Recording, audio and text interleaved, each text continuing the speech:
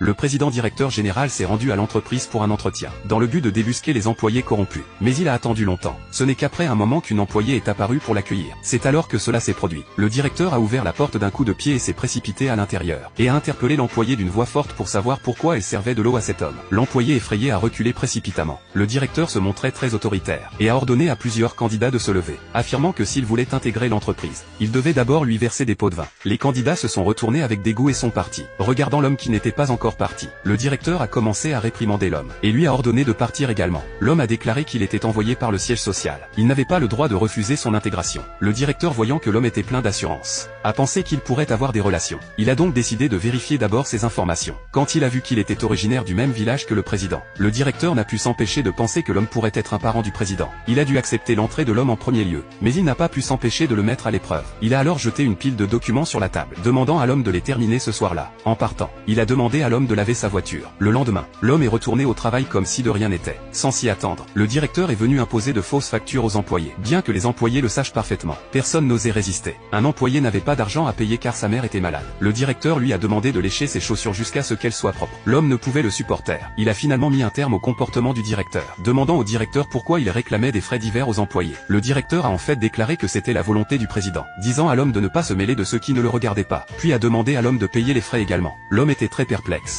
Quel est le parcours de ce directeur, qui lui permet de faire tout ce qu'il veut, pour découvrir la vérité? L'homme a signé le document devant lui. Soudain, le directeur a reçu un appel de son supérieur. Il s'est avéré que le directeur aidait les cadres de l'entreprise à